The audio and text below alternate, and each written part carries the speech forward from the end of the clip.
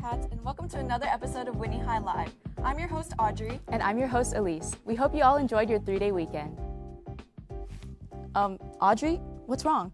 What? Oh, sorry. I'm just a little bit nervous. Yeah, I totally get it. This is our first time hosting live for real. But I think... No. That's not why. It's because I've been meaning to ask you, will you be my Valentine? Oh, Audrey, I'd love to, but your card-making skills could really use some work. Here, I think you should watch this next segment about DIY Valentine's cards with Cadence. Follow me as I make cards for Valentine's Day. Whenever I make cards, I like to draw out the design digitally first. I ended up going with a layered bear card design as well as a flower envelope since I had flower designs from a different card from the past. I cleaned up the design and sent it to the Cricut design space to cut it out. So I set up the Cricut design and the Cricut cutter. Time to get cutting. If you'd like to make the flower envelope card at home, you don't necessarily need to use a Cricut cutter. It just makes it easier for me with cleaner cuts. If you are cutting by hand, you can use easier shapes like hearts. Next, I'm cutting and folding the card bases.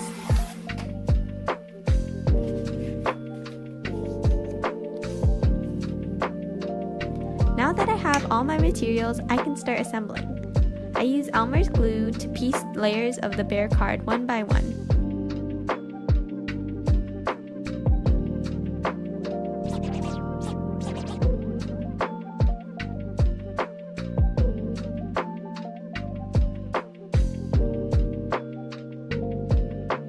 Onto the flower card, I glue the different flower papers together to make different flower designs and take a sheet of pink paper with heart patterns on it to use as a background.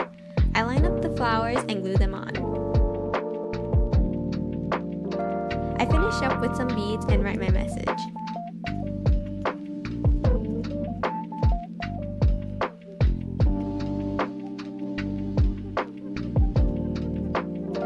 Here are how my cards turned out. Hope this inspires you guys to make cards for your loved ones. Happy Valentine's Day! Thanks, Cadence. I'll try making my cards like that next time. Or you could buy Valentine's Day grams from Prom Club. I heard they come with flowers or chocolates. Oh yeah, and I think you can buy them tomorrow in the quad during lunch. Now we have a special episode with Mr. Ernie Nishi, the ABC School Board President. President of the ABC USD Board, Mr. Nishi, and today we're going to be talking about the Day of Remembrance with him and asking a few questions. Can you explain what Executive Order 9066 was? So Executive Order 9066 was an order that President Franklin Roosevelt signed, which incarcerated over 100,000 innocent Japanese Americans, Germans, and Italians. And so what this event is about is remembering on that particular date, on February 19th, the impact of that executive order. Something that, Congress didn't vote on. He just, with a stroke of the pen, put 100,000 innocent people in prison, including my mom, my aunt, my grandmother, my grandfather, my entire family on both sides of the family. But the people that you'll get to see in the upcoming week, they are the ones who experienced it. They were your age when they were put into the camps. And we call it camps, but really it was jail. And they were separated from their families. And they were separated from everything that they knew. What is the Day of Remembrance that is upcoming, and what does it mean to you? This is something that I started when I was, first thing I started on the school board. It was my family, actually, right? My mom, who was only 4 or 5 years old, innocent, separated from her father. And it deeply impacted her entire personality. She's I think, a pretty crazy artist, but it deeply impacted her. This executive order changed the trajectory of Japanese Americans in this country. And that's what it means to me. It is my family. There's a piece of artwork that you're going to see. There's barbed wire, and there are these anonymous faces in the background, and there's an old lady sitting there, and the statement says, endure, or gaman. And it's to show that these orders had a definite effect on all these people, faceless people, but that old lady, she's not a danger to anyone, right? There's no reason for her to be behind barbed wire, and here we are allowing that. What do you want young people today to understand about the incarceration of Japanese Americans? It's not just about Japanese Americans. That injustice happens all the time. You have to feel that other people are people. Japanese were the enemy, but it could be Muslims next. It could be Indian. It could be any other group out there that are the enemy. We've got to be able to see, even though all these people in authority go in one way, we have a hysteria and going one direction, we need to be able to stand up and say, no, this is wrong. We're not going to allow that. Back then, nobody stood up. Nobody took the action. And that's the purpose of these interviews.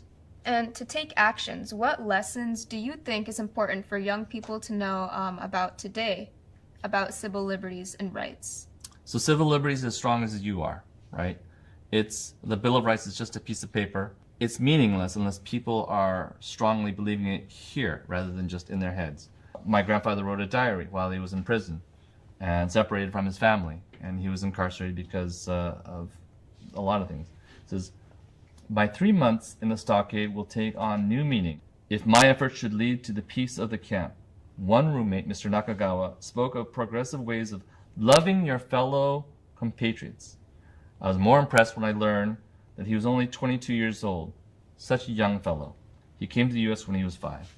You're going to have the opportunity to see something that no one else gets to see. This may be the last time you get to see them, because they're not young, they're very old. We think of this as a random and action that happened in the past, but it's up to this next generation to actually make a difference, to act upon justice and understand that we need to do the right thing at all times. And that's what these people will teach you. Thank you, Mr. Nishi, for your time and powerful words. The Day of Remembrance will be occurring across ABC USD schools this week. Please attend to ensure so you know how to keep history from repeating itself. Thank you, Mr. Nishi. He will be at Whitney tomorrow on the MAC during 3rd, 4th, and 5th period to speak more on the Day of Remembrance. Now let's take it over to ASB with the talent show promo video.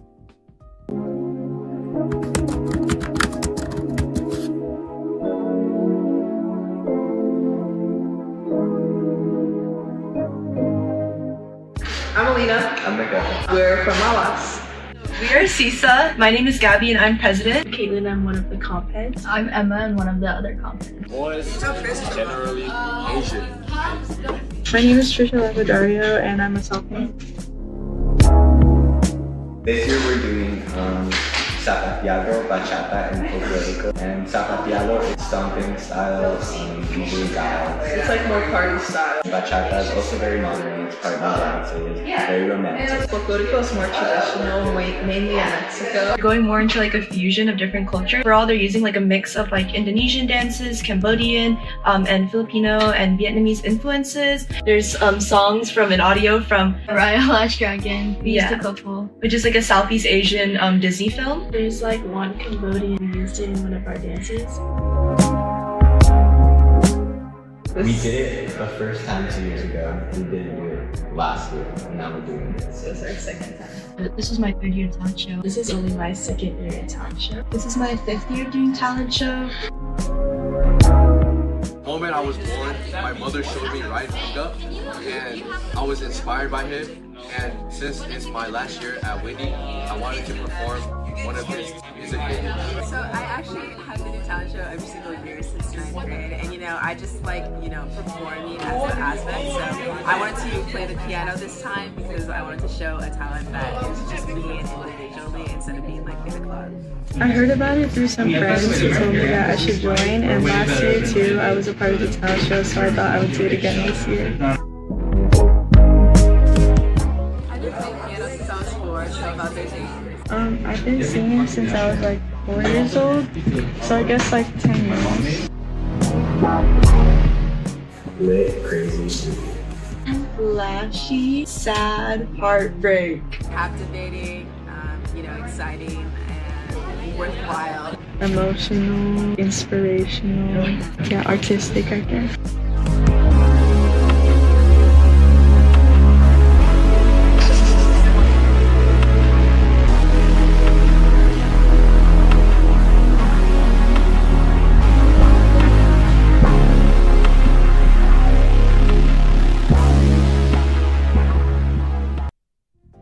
Wow, looks exciting.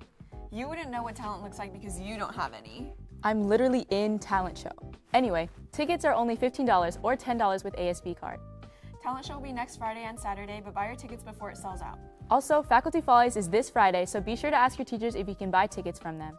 Boys basketball is playing their first round of CIF against Providence High School. Come support our team tonight at 7 in the gym. Lastly, don't forget to turn in your Valentine's Day grams by the end of lunch tomorrow or they can't be delivered. That's all for today, Wildcats. Bye!